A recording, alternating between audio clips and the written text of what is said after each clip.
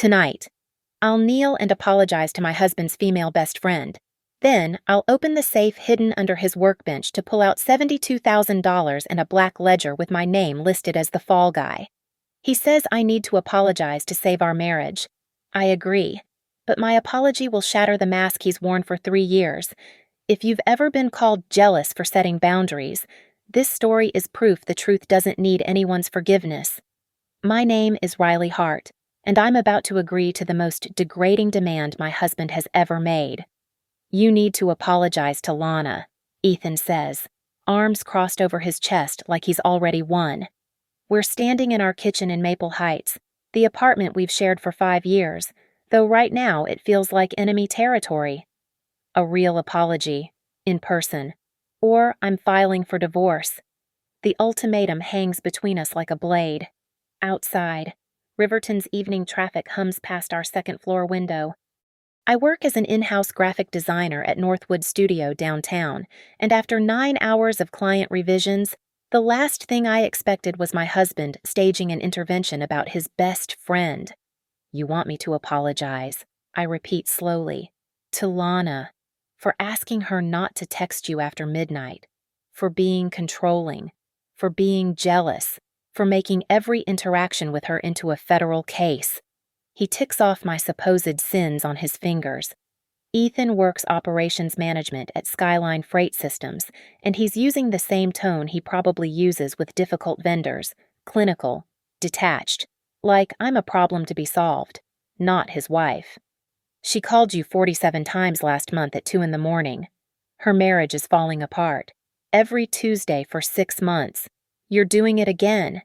He shakes his head, that practiced look of disappointment sliding across his face. This is exactly what I mean. You turn everything into evidence of some affair that isn't happening. Lana and Derek are having problems. She needs support. I'm being a friend. The word friend tastes metallic when he says it. 3 years we've been married. 3 years of Tuesday lunches I'm never invited to. Emergency calls that can't wait until morning. Inside jokes I don't understand. 3 years of being told I'm too sensitive, too suspicious, too much. She has a key to our apartment, I point out. For emergencies. We've been friends since college. She used it last week when we were both at work. The doorbell camera caught her. She needed to use the Wi-Fi to print something. Her printer was broken. Each excuse comes so quickly, so smoothly. He's had practice. This is exhausting. Riley, I can't keep defending normal friendship to my own wife. Normal friendship. Like when she showed up at our anniversary dinner because she happened to be in the neighborhood and stayed for 2 hours. Like when she texts him photos of herself trying on dresses, asking his opinion. Like when she calls him her work husband at every social gathering, laughing like it's the funniest joke in the world while her actual husband Derek stands there, wine glass in hand, saying nothing. I'm not asking you to end the friendship, I say carefully. I'm asking for boundaries. Your boundaries are prison walls. He pulls out his phone, scrolls to something. Look at this. Look at what you've become. It's a text thread I sent him last week. Simple requests. Please don't take calls from her during dinner. Please don't cancel our plans for her emergencies. Please don't share details about our marriage with her. Reading them in his phone, in the harsh kitchen light. They do look desperate, controlling, exactly like he wants them to look. You've turned into someone I don't recognize, he continues. The woman I married was confident, secure. She didn't need to monitor my friendships like some kind of parole officer. The woman you married didn't know about the Tuesday lunches. The woman you married hadn't found Lana's hair tie in our bedroom. The woman you married still believed you when you said working late meant working late. But I don't say any of that. Because I've learned something over these 3 years, every concern I raise becomes ammunition. Every question becomes proof of my instability. He's built a perfect maze where looking for the exit proves you're lost. So, what exactly do you want me to say to her? I ask instead. His face lights up. Victory. That you're sorry for making her feel unwelcome, for treating her like a threat when she's been nothing but supportive of our marriage, for creating unnecessary tension. Unnecessary tension. Like when she told me at last year's Christmas party that Ethan confided things to her he'd never tell me. Like when she asked, in front of our friends, if I was okay with their friendship, her voice dripping with false concern, making me look like the jealous wife no matter how I answered. Saturday, he says, at their house. Derek will be there too. You'll apologize. We'll have dinner, and we can move past this. Derek. Poor Derek, who smiles too much and drinks too much and never quite looks anyone in the eye when Lana's hand lingers on my husband's arm. And if I don't, then we're done. He says it so easily. 5 years. Done. Our wedding in the botanical garden. Done. The future we planned. The kids we talked about. Done. All for Lana. I look at my husband, 36 years old, athletic build from his college baseball days. That practiced expression of disappointment, and I make my decision. Fine, I say. I'll apologize. He actually smiles, pulls me into a hug that feels like a straitjacket. I knew you'd see reason. This is going to be good for us. Riley. You'll see. Clear the air. Start fresh. Over his shoulder, I catch my reflection in the microwave door. 33 years old, tired eyes, playing the role of the reformed, jealous wife. But behind that reflection, my mind is already working. Because while Ethan's been teaching me about gaslighting, I've been learning something else. I've been learning about patterns. We met at a friend's housewarming party 7 years ago.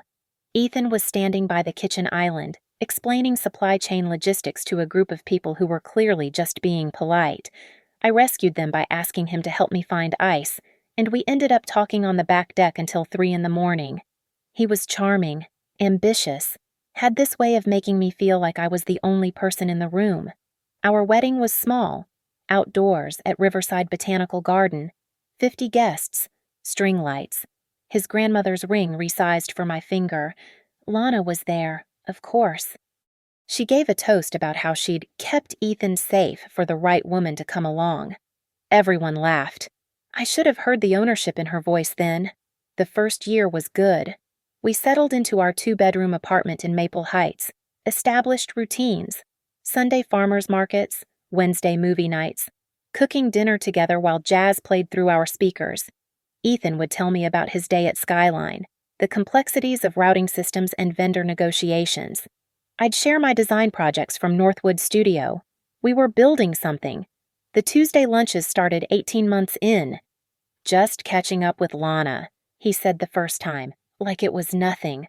She's having a tough time at work. Then it was every other Tuesday. Then every Tuesday. Riverbank Bistro, always Riverbank Bistro, always from noon to 2. Never once was I invited. It's just easier one-on-one, he explained when I asked. You know how Lana is. She opens up better without an audience. The late-night calls began that winter. My phone would light up with the time 2:14 A. 3:37 A.M. while Ethan whispered in the bathroom, his voice low and urgent. When I asked, it was always the same, Lana and Derek are fighting. Maybe she should call her therapist, I suggested once. I'm her friend, he shot back. Friends don't have office hours. By year 2, she had a key. Ethan gave it to her one Tuesday while I was at work, mentioned it casually over dinner like he'd picked up milk. For emergencies, he said. Or if we're traveling and need someone to water the plants. We don't have plants. The boundaries I set were reasonable at first. Please text if you'll be late from your lunches. Please don't discuss our personal life with her. Please include me sometimes. Each request was met with that look, the one that said I was being difficult, insecure, less than, "You knew Lana and I were close when we got married," became his refrain. But this wasn't the closeness I knew. This was something else. This was Lana calling during our anniversary dinner, crying about Derek, and Ethan stepping outside for 45 minutes while our food went cold.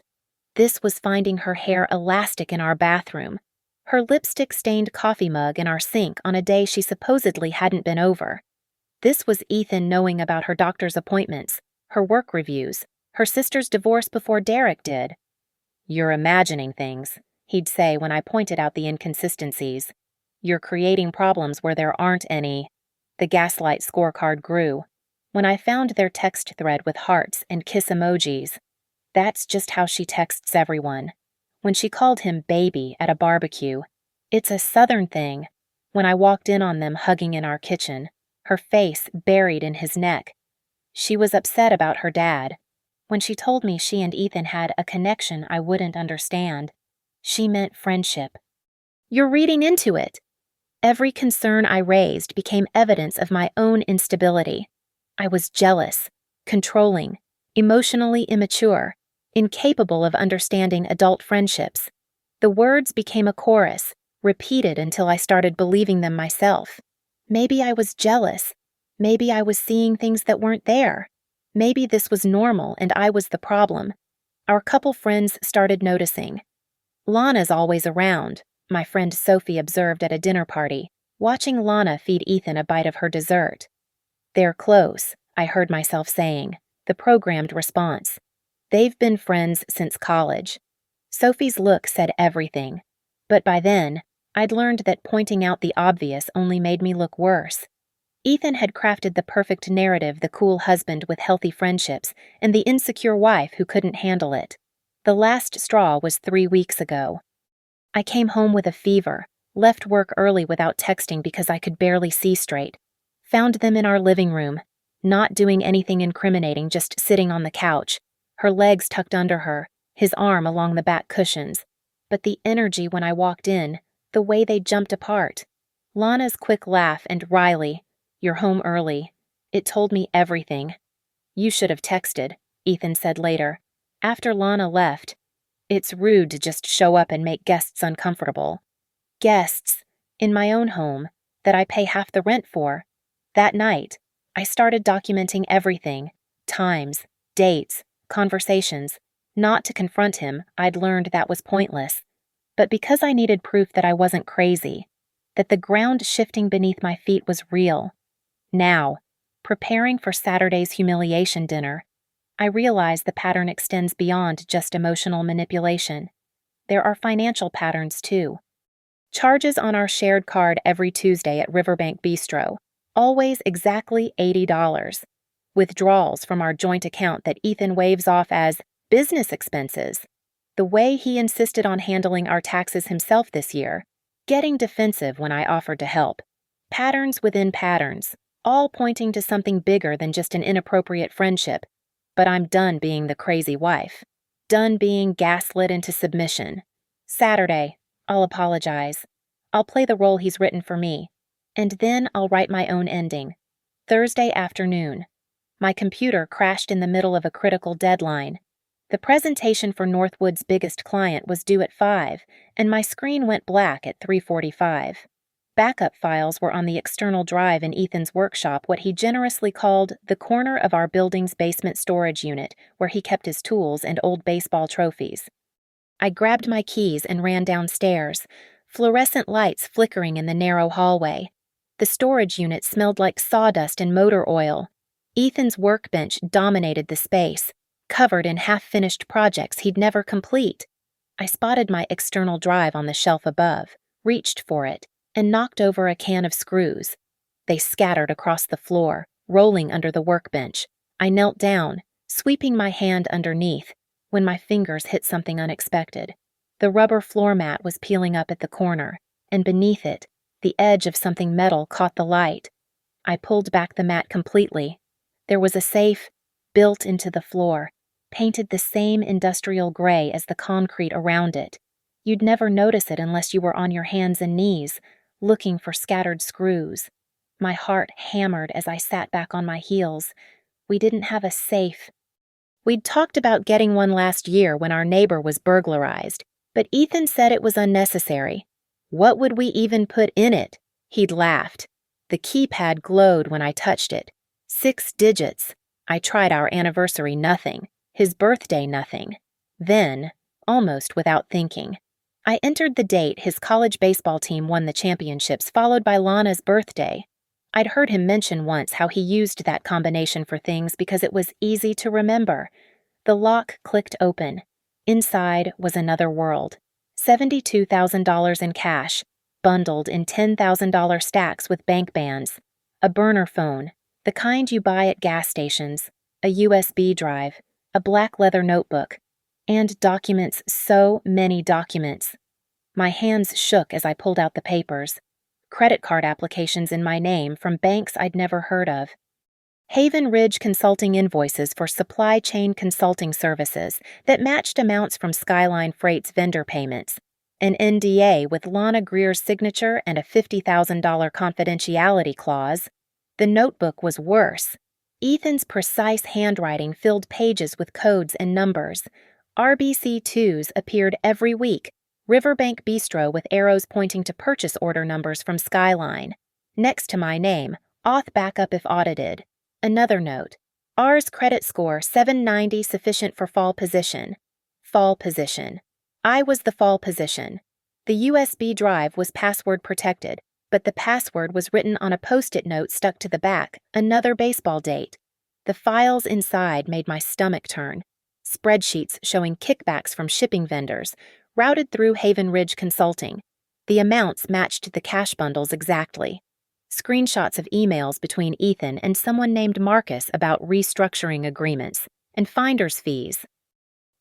Lana's name appeared in several threads about medical supply connections and guaranteed routes. He was taking bribes, kickbacks from vendors in exchange for preferential treatment on shipping routes, using a shell company to hide the money, and if anyone investigated, the paper trail would lead to me credit cards I never opened, consulting companies I never heard of, my signature forged on documents I'd never seen. The burner phone powered on with half battery. The call log showed hundreds of calls to one number. I recognized it immediately. Lana's cell. The text messages were mostly deleted, but a few remained. Tuesday confirmed. Usual transfer ready. R still clueless. Keep D distracted. Audit risk low. Authority docs in place. Authority docs. Documents putting me as the authorized user, the responsible party, the person whose name would be on everything if investigators came knocking. I photographed everything. Every page, every bill, every serial number on every cash bundle. Uploaded it all to 3 different cloud services under accounts Ethan didn't know about. Then I carefully placed everything back exactly as I'd found it. Except for one thing, I took photos of 5 serial numbers from different bundles. Bills from the middle that he'd never noticed were documented. Back upstairs. I called Joel Avery, my friend from college who worked in bank fraud prevention. Riley been forever. How are, Joel, I need help. Can you check if there are credit cards in my name I don't know about? His tone shifted immediately. Give me your social. Let me run a quiet check. 20 minutes later, he called back. 3 cards, all opened in the last year from IP addresses traced to your home address. But here's the interesting part. The device signatures don't match any of your known devices. Someone in your house is using your information. Can you document that? Already did. Sending you an encrypted file. Riley, this is identity theft. You need to file a report. Not yet, but thank you. My next call was to Marion Klein, a divorce attorney Sophie had mentioned when she left her ex. Marion was in her 50s, had seen everything, and took notes while I talked. Document the serial numbers on more bills, she instructed. Take photos showing they're currently in his possession. Create a timeline of when these accounts were opened versus when you were supposedly aware. And Riley move half of your joint account funds to a personal account immediately. You'll need resources he can't touch. What about the criminal aspect? One step at a time. Secure your position first. The authorities will want a clean chain of evidence.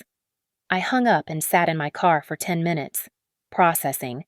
Ethan hadn't just gaslit me about Lana. He'd built an elaborate scheme where I was both victim and future scapegoat. Every Tuesday lunch was a meeting. Every late-night call was coordination. Every time he made me feel crazy for questioning their relationship. He was buying time to deepen my involvement in his crimes. That evening, Ethan came home cheerful. Ready for Saturday, I told Lana you're prepared to apologize. She's really happy about it. Says she's always wanted us to be closer. I've been practicing, I said. which wasn't a lie. I had been practicing, just not the apology he expected. "That's my girl." He kissed my forehead, and I forced myself not to recoil. "This will be good for us. A fresh start." A fresh start. He had no idea how fresh it was about to be.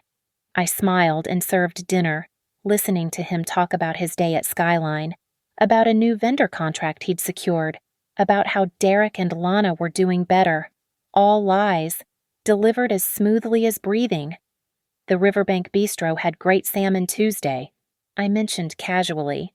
He didn't even pause. "Yeah, Lana loves their lunch special." Hey, $80 for a lunch special. Every week. In cash.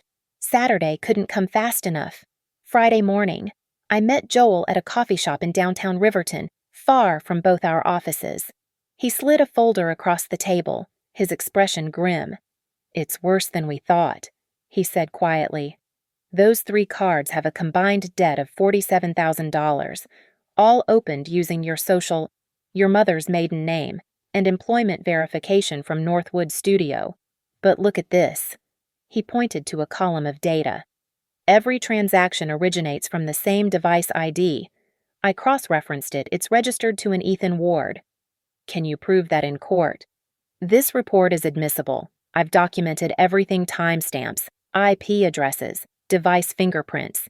He even used his own email as the recovery contact, just changed one letter. Instead of ethanword@gmail, it's Ethanword. Probably thought no one would notice. I studied the transactions. Purchases at electronics stores, high-end restaurants, several charges at Riverbank Bistro for amounts far exceeding their lunch prices. Cash advances totaling thousands. "There's more," Joel continued. "I found inquiries for a business loan, $500,000, using your credit profile as backing. It hasn't been submitted yet, but the groundwork's there." My coffee turned cold as I absorbed this. "He's escalating." "Riley, you need to protect yourself now. This isn't just divorce territory, this is federal crime." After Joel left, I drove to Marion Klein's office. She reviewed my evidence with the intensity of a surgeon. "The burner phone records are gold," she said. "But we need to establish pattern and intent. Can you access his regular phone? He keeps it with him always." "Email then. Shared computer." "His laptop. Sometimes he leaves it open." "Don't hack anything," she warned. "But if you happen to see something on a screen he left visible..." That afternoon, while Ethan showered, his laptop sat open on the dining table. The email tab was already up. I took photos quickly, my hands steady despite my racing heart. Emails to Marcus at Haven Ridge Consulting discussing quarterly distributions. Messages to Lana with attachments labeled "Derek doesn't need to know" and "Tuesday confirmations." An exchange with someone at Skyline about managing the audit trail and ensuring proper documentation alignment. One email made me stop breathing. Dated 3 months ago. From Ethan to Lana. If anything surfaces, R is positioned as the primary. Her signatures are on file. The NDA ensures your silence is profitable. Derek's medical supply connections through your referrals remain uncompromised. So Derek's medical supply company was involved too, though he didn't know it. Lana was feeding Ethan connections, getting kickbacks, and using her clueless husband's business as another layer of cover. I forwarded everything to my secure email, then cleared the browser history of my access. That evening, I made my final preparations. I contacted Sandra Lyle, Skyline's head of compliance, whom I'd met at last year's company Christmas party. We'd bonded over both being women in male-dominated fields. "Sandra, this is awkward, but I have a vintage wine I promised you, the Chateau Margaux we discussed. Could I drop it by tomorrow evening, maybe around 7? "Oh, Riley, that's so thoughtful, but I have dinner plans." "It'll just take a second. I'll text you the address where I'll be." She agreed, puzzled but polite. She'd understand soon enough. I prepared an anonymous package for Skyline's whistleblower hotline USB drives with the kickback documentation, vendor invoices, Haven Ridge connections. No identifying information yet, just enough to trigger an investigation. My conversation with Derek was harder. I created a temporary email and sent him a simple message. You should be present when your wife receives an apology tomorrow night. Insist on it. Your marriage depends on knowing the truth. A friend. Saturday morning. I performed my final task. I went to the storage unit while Ethan was at the gym. The safe opened easily now he hadn't changed the code. I carefully replaced the real cash bundles with convincing counterfeits I'd ordered online, keeping the real bills with their documented serial numbers in a sealed envelope. The fake bills were good enough to pass a casual glance, mixed with some real 20s on top, but each stack contained paper with copy printed faintly on bills tucked inside. The real money went into a bank safety deposit box along with copies of all documentation, the key left with Marion. You rehearsing your apology? Ethan asked when he found me in the bedroom that afternoon, standing before the mirror. Making sure I get it right, I replied, meeting his eyes in the reflection. Good girl.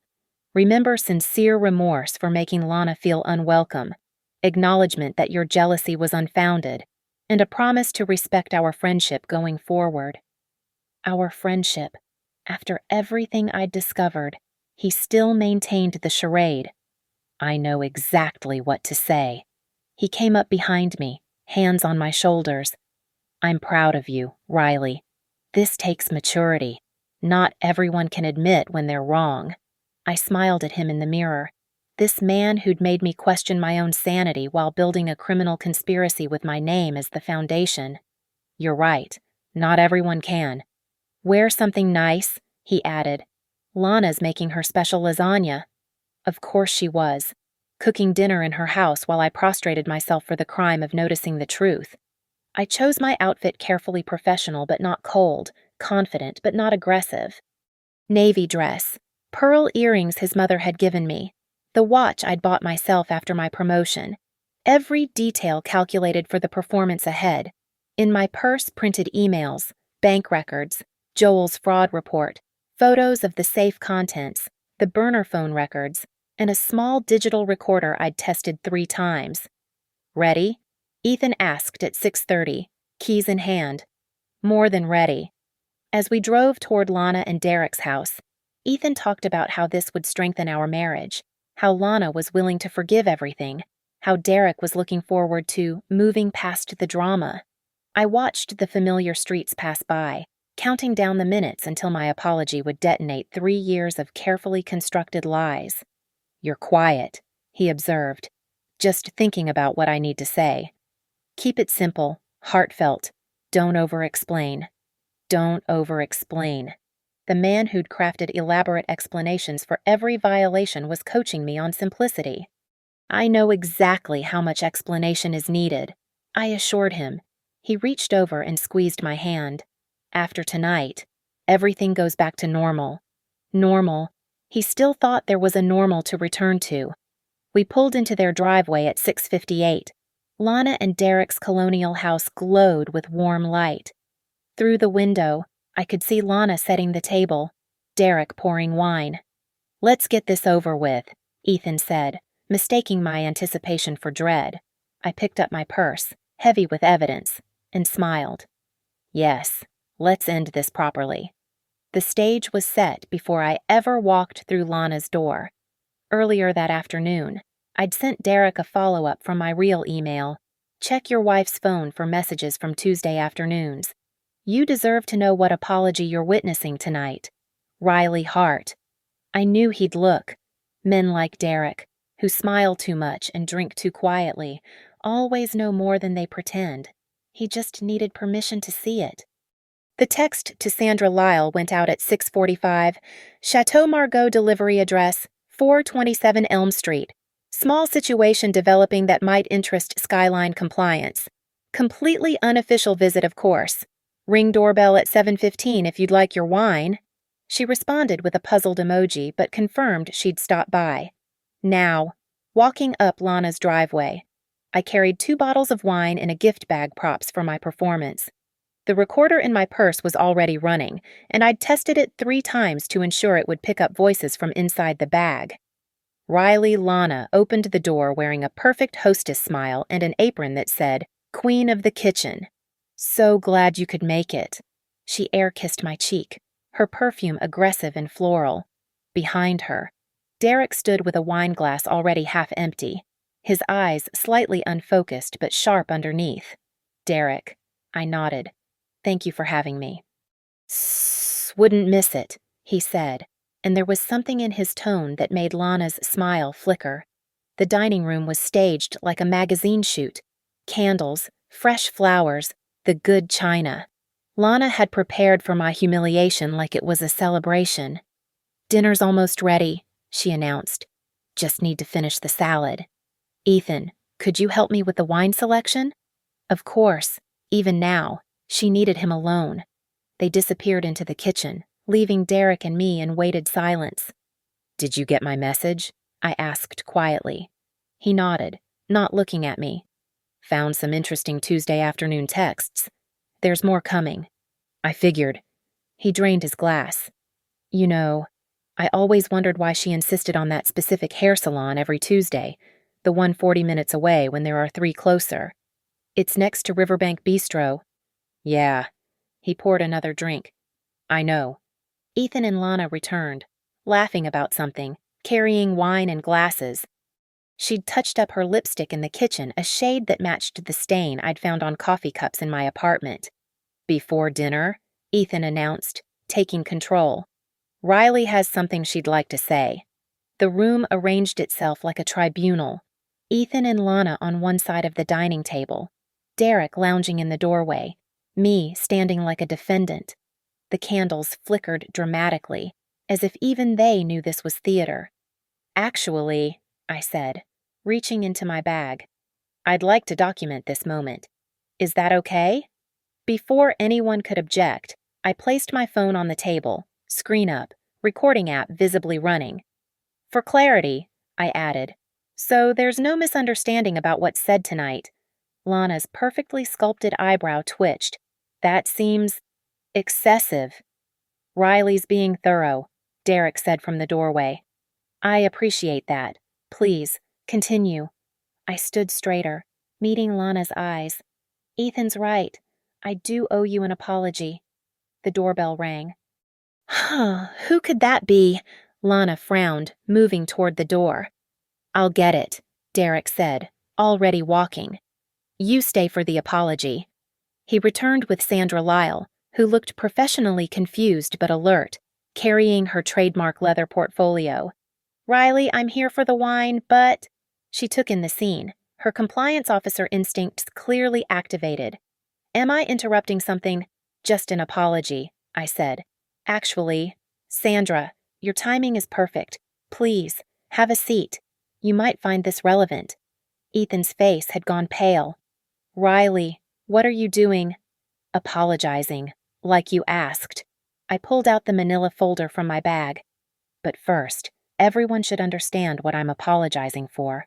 I withdrew the first document, a photo of the safe under the workbench. Lana, Ethan says I should apologize for making you feel unwelcome, for being suspicious, for questioning your friendship. That's right, she said slowly, eyes on the photo. But I can't apologize for discovering this. I laid out more photos, the cash bundles, the notebook, the burner phone. $72,000 in cash, hidden in our storage unit. Sandra leaned forward, recognizing something. Ethan started to stand, but Derek's hand on his shoulder kept him seated. Those are sequential serial numbers, I continued, producing Joel's bank report, matching deposits to Haven Ridge Consulting, which curiously invoices Skyline Freight for amounts identical to certain vendor payments. Sandra's expression shifted to professional alertness. She pulled out her phone, typing rapidly. That's not, Ethan began. There's more. I laid out the credit card documentation. 3 cards in my name I never opened. $47,000 in debt I never accrued, all traced to Ethan's devices. Riley, you're confused. Lana tried. No, I'm not. I pulled out the printed emails. Like this one. Ethan to you, if anything surfaces, R is positioned as the primary. Or this one about Derek's medical supply connections being uncompromised. Derek's glass hit the table hard. What connections? The ones your wife has been feeding to Ethan in exchange for kickbacks. I laid out the NDA with Lana's signature. $50,000 for silence and cooperation. This is insane, Lana said, but her voice cracked. Is it? I hit play on the burner phone recording. Ethan's voice filled the room. Tuesday confirmed, usual transfer ready. Then Lana's voice. Derek's at golf. We have 2 hours. Another message. Riley still has no idea. Keep the cards active but careful with amounts. Sandra stood up. Mr. Ward, I'm going to need you to come to the office Monday morning. Don't leave town. You can't, Ethan started. Actually, she can, I said. And there's this. Saka, I produced the final document, a business loan application for $500,000 using my fraudulently inflated credit profile. Not submitted yet, but ready. I was going to be the perfect patsy. Derek was staring at his wife with an expression I'd never seen before, cold, evaluating, done. Tuesday afternoons, every Tuesday, how much did you make? Derek, baby, it's not. There are 47 calls after midnight on the burner phone records, I added helpfully. All to Lana's number. The room erupted, Ethan shouting about privacy violations, Lana crying about misunderstandings, Sandra on her phone with what sounded like legal, Derek laughing, actually laughing in a way that sounded broken. I remained calm in the chaos. My evidence spread across their perfect dinner table like a morgue photo. So here's my apology, I said, loud enough to cut through the noise. Everyone stopped. Lana, I apologize for not exposing this sooner. For letting you think you could destroy my marriage while building your profit margin. For allowing my name to be used as collateral in your husband's business deals he knew nothing about. I turned to Ethan. And I apologize to you for being such a good mark. For having excellent credit you could exploit. For trusting you while you positioned me as your financial fall guy. Finally, to Derek. And I apologize to you for having to learn about your wife's true nature this way. Though something tells me you suspected. Get out, Ethan said, his mask finally, completely shattered. Get out of this house. Gladly. I gathered my documents, leaving copies for Sandra. My lawyer will be in touch about the divorce. And Ethan, the actual cash from your safe is in federal custody. What you'll find there now are some very convincing copies. His face went white, then red, then white again. You're right, Ethan. I do owe Lana an apology. The room fell silent. Even Derek stopped his broken laughter, wine glass suspended halfway to his lips. Sandra Lyle had her phone in one hand, portfolio in the other, frozen like she was watching a car crash in slow motion. I'm sorry, Lana, I continued, my voice clear and steady, for staying silent for so long while watching my husband use my name as a shield for his kickback scheme. I placed the first photo on the table, the safe under the workbench, its door open, cash bundles visible even in the fluorescent light of the storage unit. No.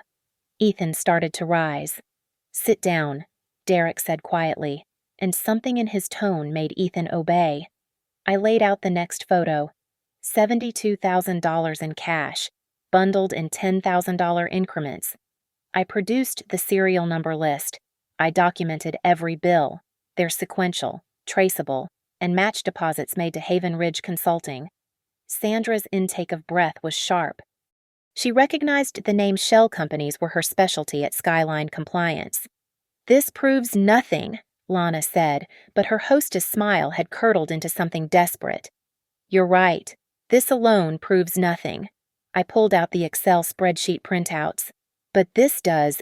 Ethan's personal records showing kickbacks from shipping vendors, routed through Haven Ridge, converted to cash. Every Tuesday, Riverbank Bistro charges for exactly $80 appear on our joint card. But the receipts in this notebook show additional cash transactions for thousands. I placed the notebook on the table, opened to a page of Ethan's neat handwriting.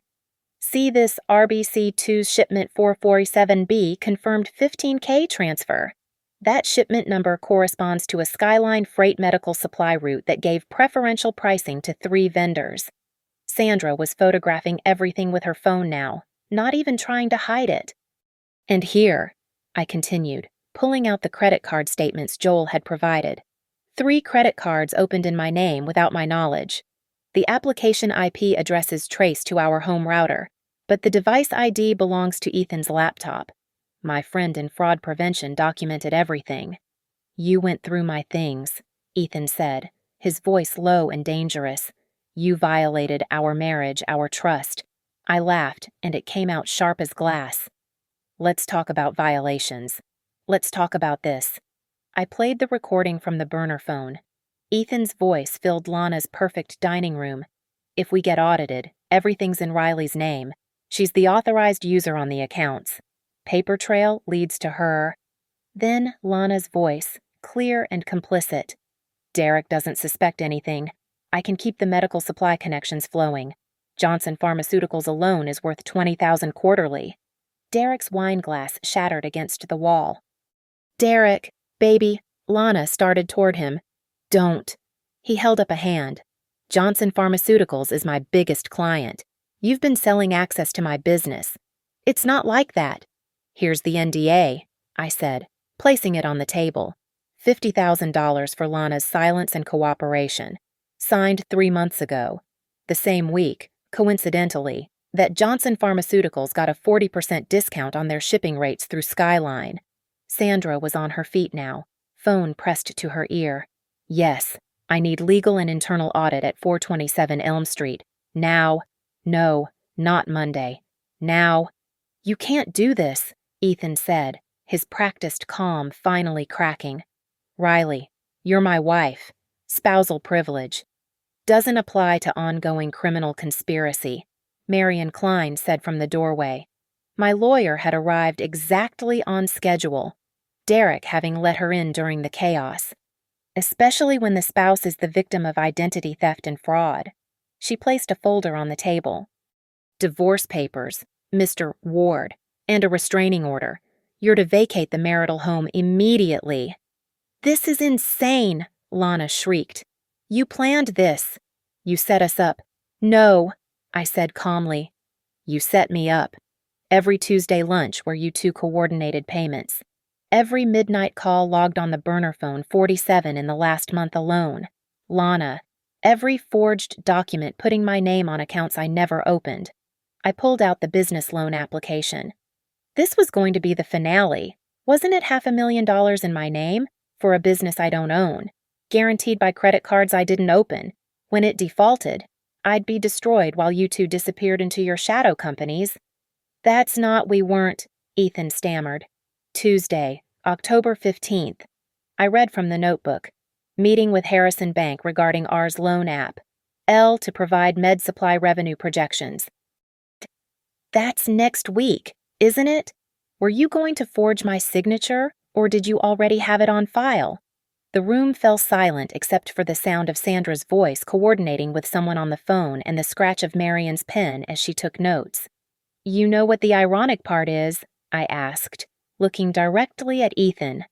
I actually was jealous of Lana, not because I thought you were sleeping with her, though the 11:45 p.m. calls suggest otherwise, but because you respected her enough to make her your partner, your actual partner, while I was just collateral. We need those files, Sandra said, ending her call. All of them. The district attorney will want everything. Copies are in this envelope, I said, handing her a thick manila folder. Originals are in my lawyer's custody, except for the cash, which is already in federal holding with documented serial numbers. Ethan lunged for the table, grabbing at the documents, but Derek caught his arm. For a moment, they stood frozen. Derek, the betrayed husband who'd been drinking since he read my message that afternoon, and Ethan, the man who'd built his fortune on our backs. My wife, Derek said slowly, has been fucking you. My business has been funding you, and my marriage has been covering for you. His grip tightened. Give me one reason not to break your arm. Derek, Lana cried. It's not we didn't save it. He released Ethan with a shove. Your phone's been pinging all evening. Messages from someone saved as gym trainer with hearts. Funny how your trainer only texts during Ethan's lunch hours. I pulled out the final document and email from Ethan to Marcus at Haven Ridge. Dated yesterday. Phase 2 ready, ours profile secured. Proceed with application Monday. You were never going to stop, I said to Ethan. Even now, even with me agreeing to apologize, to humiliate myself, you were still planning to destroy me financially. You don't understand business, he said desperately. These are standard industry arrangements. Kickbacks are felonies. Sandra interrupted. Identity theft is a federal crime, and using your spouse as an unwitting accomplice. She shook her head. The FBI has a task force specifically for this. I stood up from Lana's dining table, gathering my purse with deliberate calm. The evidence remained spread across the tablecloth like crime scene photos. Sandra Lyle photographing each document while Marion finished her notes. Where do you think you're going? Ethan moved to block my path. Home. To change the locks. I stepped around him. Your things will be in boxes on the lawn by 9 tomorrow morning. You can't just— Actually, she can, Marion interjected. The restraining order is effective immediately. You go near the apartment, you'll be arrested. Behind us, Lana had crumpled into a chair, mascara streaming down her cheeks in parallel black lines. This isn't happening. This can't be happening. Your phone, Derek said to her, holding out his hand. Unlock it. Derek, please. Unlock it or I call my lawyer right now and freeze every account you have access to. She handed it over with shaking fingers. Derek scrolled for 30 seconds before his face went gray. Jesus Christ. Lana, videos. Sandra cleared her throat. Mr. and Mrs. Greer, you should know that Skyline Freight will be pursuing all legal remedies. Mrs. Greer, your signed NDA makes you a co-conspirator. I suggest you both retain counsel. I need to send these files to the office, Sandra continued, fingers flying across her phone. Mr. Ward, don't even think about accessing your work computer. It has already frozen your credentials. The doorbell rang. Through the window, I could see 2 police cars pulling up. That would be the authorities, Marion said smoothly. Identity theft requires an immediate response. You called the cops. Ethan's voice cracked like a teenager's. The bank did, I corrected. When Joel filed his fraud report this afternoon, I just provided them with this address. 2 officers entered, Sandra immediately engaging them with her credentials and a rapid-fire summary. One of them looked at the evidence spread across the table and whistled low. Which one of you is Ethan Ward? Ethan straightened his shoulders, trying to reclaim some authority. I am. This is a misunderstanding. Sir, we need you to come with us for questioning. You're not under arrest at this time, but you need to answer some questions about fraudulent accounts opened in your wife's name. Ex-wife, I corrected. Soon-to-be ex-wife. I want a lawyer, Ethan said immediately. That's your right. Mrs. Greer, we'll need to speak with you as well. Lana looked like she might vomit. I can't. Tomorrow morning, 9 a.m., the officer said, handing her a card. Bring an attorney. I walked toward the door, past the ruins of what was supposed to be my humiliation dinner. The lasagna sat untouched on the counter, getting cold. The candles still flickered, casting shadows that made everyone look hollow. Riley, Derek's voice stopped me. Did you know? When you sent that message, did you know about the videos? I turned back to look at him, this broken man who'd suspected but never wanted to confirm. I knew about the calls, the texts, the Tuesday meetings, the videos. I shrugged. That's between you and her. 47 calls after midnight, he said quietly. I sleep right next to her, and she made 47 calls to another man after midnight. While you were passed out drunk, Lana spat suddenly, finding her voice in cruelty. What was I supposed to do? You haven't touched me in a year. Because you flinch when I try, Derek roared. Because you're always tired, always have a headache, always God. I'm such an idiot. The officers were guiding Ethan toward the door now. He twisted to look back at me. Riley, please. We can work this out.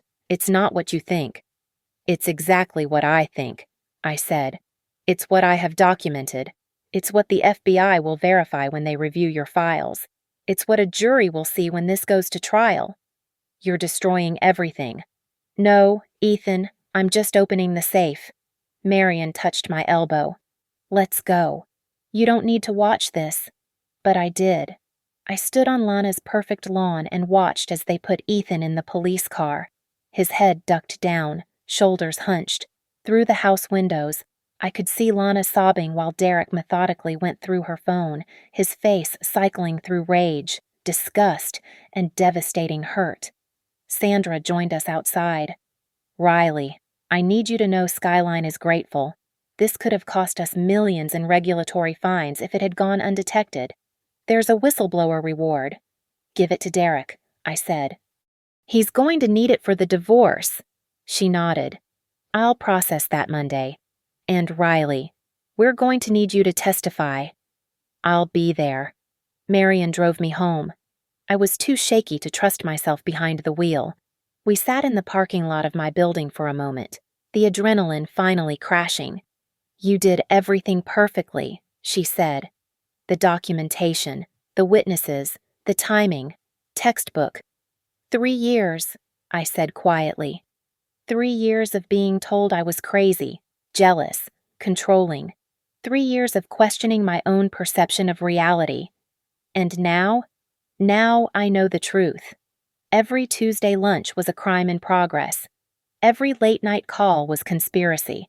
Every time he made me feel small for questioning their friendship, he was buying time to frame me. The identity theft charges alone will get him 5 to 10, Marion said. Add the kickbacks, fraud, conspiracy, he's looking at 15 to 20. And Lana, depends on what they find. The NDA makes her complicit, but if she flips on him? Marion shrugged. Either way, her marriage is over. I looked up at my apartment windows. Tomorrow, I'd change the locks, pack his things, start the process of reclaiming my life and my name.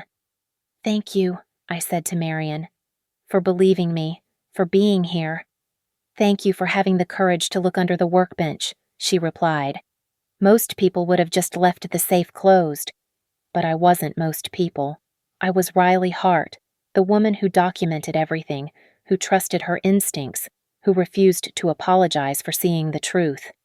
I got out of the car and walked into my building. Behind me, I could hear sirens in the distance, probably heading to Lana's house for follow-up.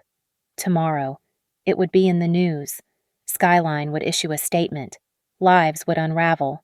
But tonight, for the first time in 3 years, I would sleep peacefully in my own bed, in my own home, with my own name cleared. No apologies necessary.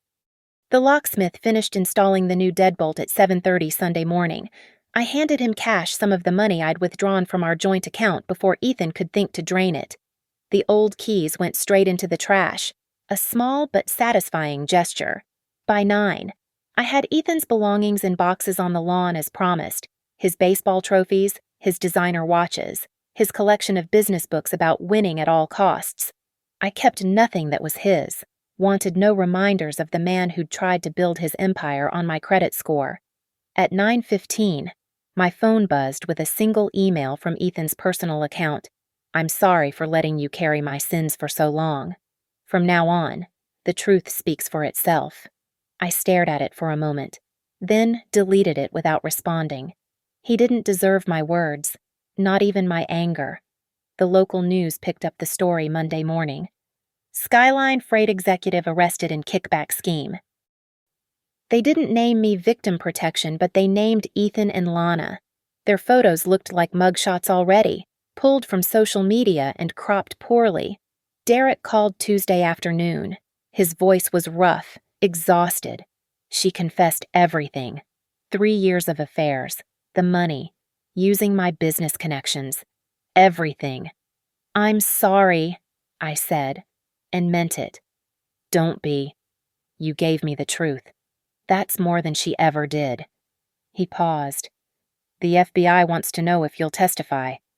Already agreed. Good. Bury them both. Wednesday brought a letter from Skyline's legal department. They'd found 12 more fraudulent transactions, another 100,000 in kickbacks traced through Haven Ridge. Sandra Lyle included a personal note. Your courage prevented a catastrophe. The industry owes you a debt. Thursday. Joel called with good news. All 3 fraudulent cards are closed. The credit bureaus are removing them from your report. Your score will be restored within 30 days. What about the business loan? Never made it past the application stage. You're clear, Riley. Completely clear. Friday morning at 11. I sat in Marion's office signing divorce papers. Ethan had agreed to everything, no contest, no asset claims, full responsibility for legal fees. His lawyer mentioned something about hoping for leniency through cooperation. He's looking at 20 years, Marion told me after they left. His only hope is a plea deal. And Lana turned state's evidence. She'll get 5 to 7, maybe less if her testimony convicts him. She betrayed him. I laughed, short and bitter. How poetic. That weekend, I returned to the storage unit one last time. The safe was still there, empty now except for dust and the ghost of secrets. I took a photo of it, that hollow metal box that had held my future hostage. Sophie came over Sunday with wine and takeout. You're famous in our friend group, she said. The woman who brought receipts to her own humiliation dinner. I brought more than receipts. You brought a fucking FBI investigation. She raised her glass. To Riley Hart, who apologized for nothing. We drank to that. To truth. To the death of gaslighting. Monday marked 2 weeks since the dinner. I received a call from an unknown number. Against my better judgment. I answered. Riley. It was Derek. I wanted you to know I'm filing for divorce, and I'm going to testify. Against both of them. Good for you. You saved my life, he said quietly. Not just from them, but from myself. From pretending everything was fine when I knew it wasn't. We both knew, I said. The difference is, I looked under the workbench. 3 months later, I sat in a federal courtroom, raising my right hand to swear an oath. Ethan sat at the defendant's table, hollow-eyed and thin. He'd aged years in weeks. When I took the stand, he wouldn't look at me. I testified for 3 hours. Every document, every discovery, every moment of realization. The prosecutor walked me through the evidence methodically, building a case that was both financial and personal. Mrs. Hart, the prosecutor asked, why did you initially agree to apologize to Mrs. Greer? Because my husband made me believe I was wrong for questioning their relationship, that I was jealous, controlling, insecure. He convinced me that seeing the truth was a character flaw. And what made you look in the safe? Spilled screws, I said simply. Sometimes the smallest accidents reveal the biggest lies. The jury convicted him on all counts. 18 years federal prison. No possibility of parole for 10. Lana got 6 years, out in 4 with good behavior. Derek got his divorce and moved to another state, starting fresh where nobody knew his story. I kept the apartment, kept my job, kept my name Riley Hart, the woman who refused to apologize for being right.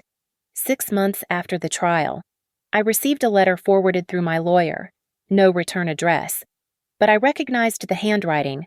You were never supposed to find the safe, but I'm glad you did. We both got what we deserved. I burned it in the sink, watching his words turn to ash and wash away. Now, a year later, I tell this story not as a victim but as a survivor.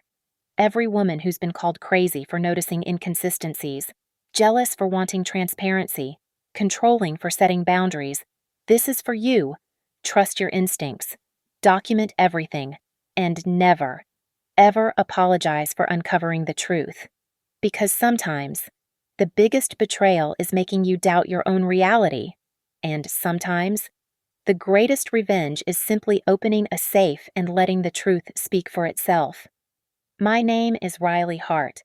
I found $72,000 and a conspiracy in my husband's safe. I brought receipts to my own humiliation dinner. I turned an apology into an FBI investigation. And I'm not sorry about any of it.